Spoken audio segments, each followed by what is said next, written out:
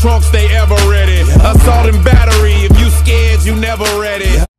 Alright, I'm here to talk about WrestleMania 30, plans leading up to it. Gonna be some spoilers in this, but not technically spoilers since they haven't happened yet, but plans. Then again, plans do change very, very quickly within a week, or maybe even a couple days. I'm telling you this now, and by tomorrow there's going to be something totally different out on the internet. But as of today, this is what I'm reading. The plan is, for CM Punk, this was the major one for me, as having CM Punk win the Royal Rumble and having him face Randy Orton. If it'll be for the WWE title, if it'll be for the world title, that's kind of up in the air right now. It says world title on the websites, but Randy Orton is the WWE champion, so obviously something has to happen in that time where Orton loses and then he wins the world title somehow, some way. Maybe another Edge thing where he loses the WWE title in the Chamber and he wins the World Heavyweight title. Something along those lines I could see happening with Orton. And then we have Goldberg, if they can get him. Bill Goldberg versus the Ryback is another match that has been talked about for months now. And if they could do that, you know, it'd be cool. The match won't be that great, but just to see Bill Goldberg back in the WWE would be great for me and for all other fans of his. I think the plan was, well, what I'm reading, the plan is to have Goldberg versus Ryback, and if that doesn't happen, Ryback will face the Big Show. And either way, I think that feud's going to be happening because it says that if Ryback doesn't face Big Show at Mania, he'll end up facing him at Elimination Chamber. Either way, I think they just want to do the shell shock spot where Ryback hoists the big man on his shoulders, marches around the ring. They tried doing it to Mark Henry, and I think Ryback blew his leg out. I remember watching, I was sitting there actually, WrestleMania 29, Mark Henry versus Ryback, and it was long.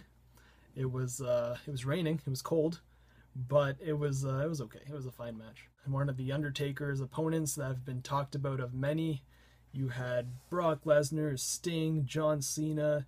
Well, I guess those are the only three, but this one, Sting, is the choice that they want, and Brock Lesnar is the fallback plan. Sting's contract is expiring, so hey, why not get him on board?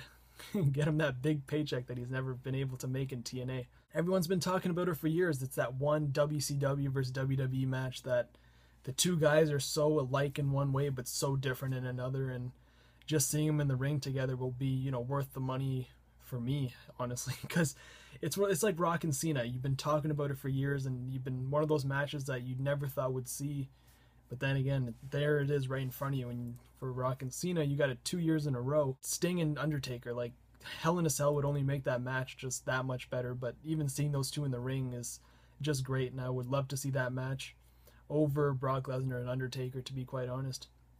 But then again, either way, both matches will be fine. And then you got Goldust and Cody Rhodes. This one, I think a lot of people were expecting. I know Goldust has been on Twitter for a couple years now, saying that, you know, bring him back to face Cody Rhodes at WrestleMania. You know, now it's obviously going to happen since they are tag champs and Goldust has the contract. It's just a matter of who's going to be heel and who's going to be face. And for me, I would have Goldust as the heel, being that jealous older brother. Past his prime, but he's coming back, but Cody's kind of outshining him. People are always talking about Cody this, Cody that. And that's how you got to go off of. You got to bring stuff in from the past. You got to talk about how his dad was never there for him, but when it came to Cody, he was always there. You got to make it personal, and that's how people are going to invest in that storyline.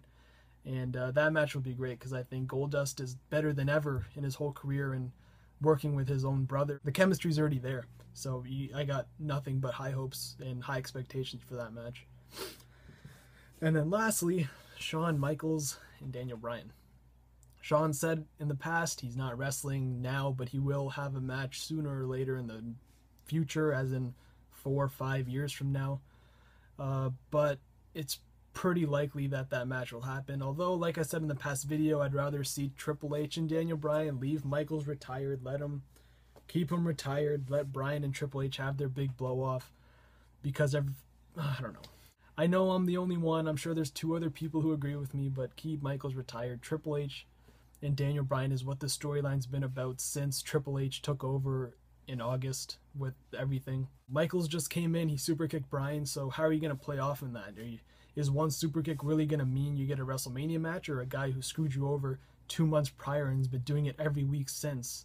Does that mean more to you? That's just what it's just how I think. It makes sense, and I think it's one of those storylines that's been building up for months, and it's consistent. Although Bryan is feuding with the Wyatts, you can always have the Wyatts connected to Triple H at the end of the day, and you know, there you go. That's how you set up the match. But those are just a few of the matches for WrestleMania. I'll just go over them one more time. You had Goldberg versus Ryback. You have CM Punk versus Randy Orton. You have Michaels versus Daniel Bryan. And Goldust versus Cody Rhodes. And also Undertaker versus Sting. See what happens. All those matches sound good. But then again, you get hints of WrestleMania 27. You saw Orton and CM Punk. WrestleMania 29, you saw Ryback versus Mark Henry, which is kind of that big man thing, just to see a guy get hoisted on his shoulders. But Undertaker Brock is obviously a brand new match. Undertaker Sting is a totally brand new match, and Goldust and Cody Rhodes is like another very fresh match. Save it for Mania. Don't do it on Raw. Don't do it on SmackDown.